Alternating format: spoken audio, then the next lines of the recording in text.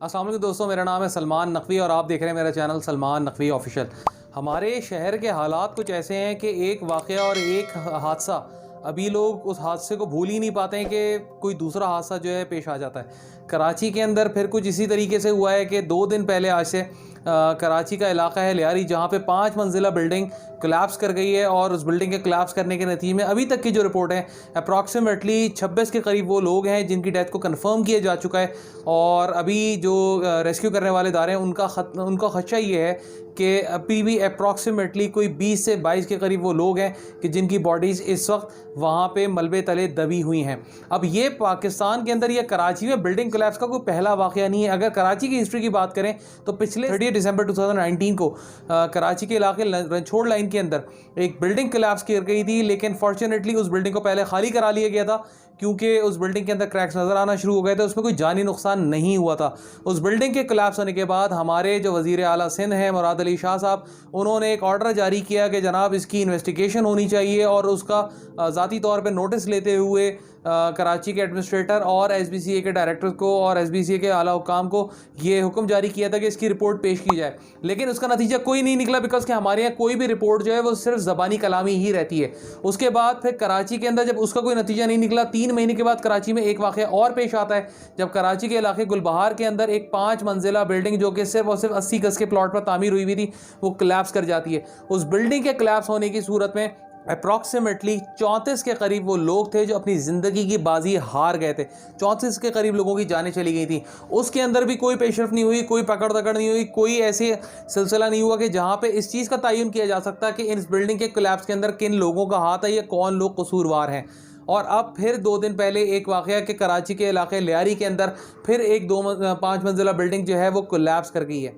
अब 2 दिन पहले जो बिल्डिंग कोलैप्स हुई है उसके अंदर जो सबसे तकलीफदेह चीज़ है दैट इज़ के बिल्डिंग कोलैप्स होने के बाद 28 घंटे तक एक शख्स जिसका नाम शाहिद था, रिपोर्ट ही किया जा रहा था कि वो शख्स ज़िंदा है और अपनी फैमिली के साथ राब्ते में था, लेकिन अल्टीमेटली अभी जो न्यूज़ आ रही है कि शायद वो शख्स भी जो है अपनी ज़िंदगी की बाजी हार गया। मेरा सिर्फ एक छोटा सवाल है, मेरा सवाल क्या है कि पाकिस्तान के अंदर 70 साल हो गए कि कराची के लिए कोई एक ऐसा इदारा नहीं बनाया जा सका कि जो लोगों की हिफाजत कर सके। अब कराची का हाल ये है कि कराची के अंदर SBCA, KDA और इन जैसे इदारों को पूछने वाला कोई नहीं है, लेकिन पाकिस्तान के अंदर कराची के अंदर स्पेसिफिकली क्या रेस्क्यू का कोई एक इदारा शामिल है? पाकिस्तानियों का, कराची वालों का खासतौर पर नसीब है कि बिल्डिंग्स गिरती रहेंगी, जहाज कराची के अंदर घरों के ऊपर गिरते रहेंगे, लेकिन क्या कोई ऐसा डिपार्टमेंट मौजूद है जो इनकी रेस्क्यू के लिए मौजूद हो? बिल्डिंग गिर जाती है, बिल्डिंग गिरने के बाद 6-6 दिन तक लोगों की लाशें उस मलबे की तरह दबी रहती हैं, उन लाशों को निकालने वाला कोई नहीं है। जब कराची के अंदर अगर इंफ्रास्ट्रक्चर का प्रॉब्लम है तो इंफ्रास्ट्रक्चर को तो ठीक करना बहुत दूर की बात है, क्या रेस्क्यू का कोई इदारा बनाया जा सकता है? अब सिचुएशन क्या है? सिचुएशन ये है कि अगर हम बात करें रेस्क्यू करने के लिए, अगर कोई ऐसी नौबत आ जाती है कि कराची में जैसे बिल्डिंग कोलैप्स हो गई तो उस वक्त लोगों को रेस्क्यू करने के लिए ईदी और छिपा जैसे इदारे मौजूद हैं।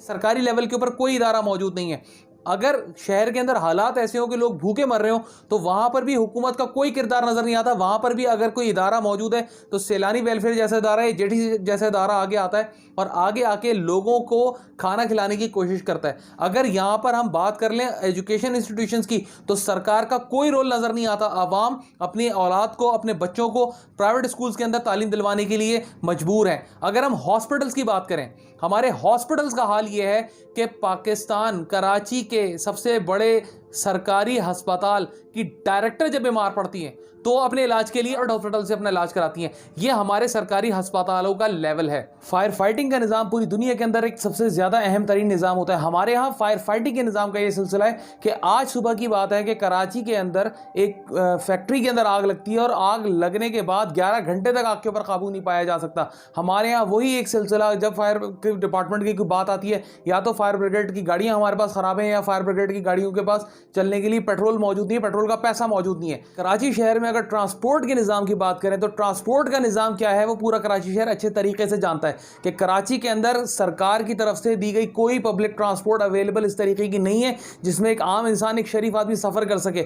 अगर वो जिम्मेदारी भी कोई उठाता है तो वो भी प्राइवेट कंपनीज यहाँ पे आकर उठाती हैं। 3-3.5 करोड़ की आबादी वाले शहर के लिए हाल ये है कि एडमिनिस्ट्रेशन यहाँ पे इस तरीके की कि 20 दिन पहले कराची शहर के अंदर जो PIA का जहाज़ गिर गया था उसका मलबा 20 दिन तक अभी तक नहीं उठाया जा सका। उन लोगों के नुकसान का अंदाजा लगाना या उन लोगों के नुकसान की भरपाई करना जिनके घरों के ऊपर जहाज गिरे थे, ये तो दूर की बात है, अभी तक ये काम भी नहीं हो सका कि यहां पर उन घरों से बाकायदा तौर पर मलबा उठाया जा सके। ये 20 दिन गुजर गए इस चीज को। क्या इदारा कोई है ऐसा जो कराची के लिए रेस्क्यू कर सके, या कराची के लिए कहीं कोई ऐसा इंतजाम जहां कराची वालों के लिए थोड़ी सी आसानी मैसर आ जाए? हमारे हुक्मरानों ने कराची के लिए कुछ नहीं करना, और मुझे नहीं मालूम कि आने वाले वक्त में इस शहर के लिए हमारे हुक्मरान क्या करेंगे क्या नहीं करेंगे। लेकिन इस वीडियो का सिर्फ एक छोटा सा मकसद है कि वो हुक्मरान जो कराची से ताल्लुक नहीं रखते मगर कराची के ऊपर बराजमान है और कराची के ऊपर राज करते हैं, शायद उनको इस बात का ख्याल आ जाए कि कराची के लिए कोई ऐसा इंफ्रास्ट्रक्चर, कोई एक ऐसा इदारा बनाया जाए, कराची के लिए कोई ऐसा इंतजाम किया जाए कि अगर कोई मुसीबत आ जाती है, कोई इस तरीके का सिलसिला आ जाता है, तो कम से कम कराची वालों की जिंदगियों को रेस्क्यू किया जा सके। काइंडली इस मैसेज को, इस वीडियो को ज़्यादा से ज़्यादा शेयर करें ताकि शायद हमारे हक में कुछ बेहतर हो सके। अगली वीडियो तक के लिए थैंक यू सो मच।